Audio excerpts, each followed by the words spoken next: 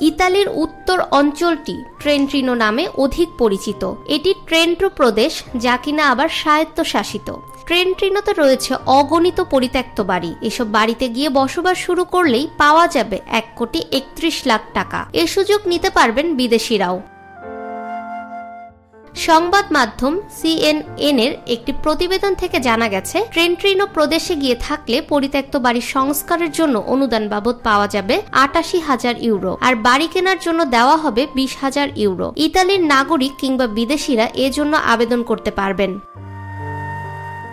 তবে এর মধ্যে একটি শর্ত রয়েছে, যে এই প্রদেশে গিয়ে থাকার জন্য চুক্তিতে স্বাক্ষর করবে তাকে সেখানে 10 বছর থাকতে হবে, অন্যথায় অনুদানের অর্থ ফেরত দিতে হবে। ট্রেন্টিনো প্রদেশের 33টি শহর এ পরিকল্পনার অংশ হবে। শিগগিরই এর অনুমোদন দিবে দেশটির সরকার। প্রতিবেদনে আরও বলা হয়েছে, পরিকল্পনার শহরগুলোতে জনসংখ্যা ব্যাপকভাবে হ্রাস পেয়েছে, এমনকি পরিত্যক্ত বাড়ির থেকে জনসংখ্যা কম।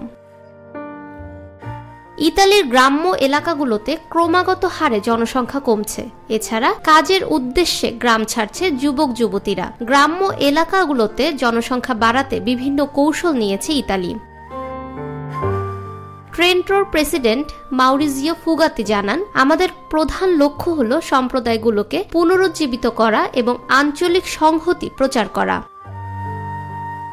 ফাহমিদা বিনতে আনোয়ার, নিরপেক্ষ নিউজ ডেস্ক, ঢাকা।